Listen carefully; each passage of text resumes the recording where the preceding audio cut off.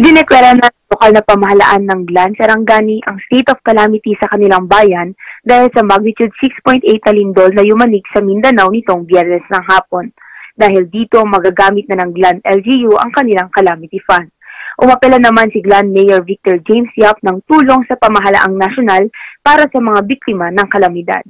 Sa datos ng Department of Social Welfare and Development, pumalo sa mahigit 12.5 milyong piso na halaga ng ayuda ang kanilang naipamahagi sa mahigit 28,000 individual o may katumbas na 6,000 pamilya mula sa 73 barangay ng Davao Region at Soc-Sargen.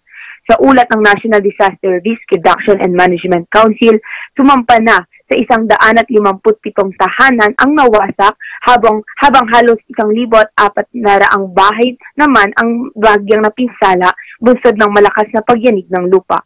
Habang lumobo na sa tinatayang 21.9 milyong pisong pinsala sa mga kalsada sa probinsya ng Sarangani ang natala ng lokal na pamahalaan. Pinakanapuruhan ang bayan ng Malapatan na umabot sa 9.1 milyong piso ang nasirang kalye na sinundan ng bayan ng Glan na may 8.9 milyong piso, bayan ng Malungon na may 3.6 milyong piso at 24,000 pesos sa bayan ng Alabel. Eliza Jassy Oliveros, Newsline.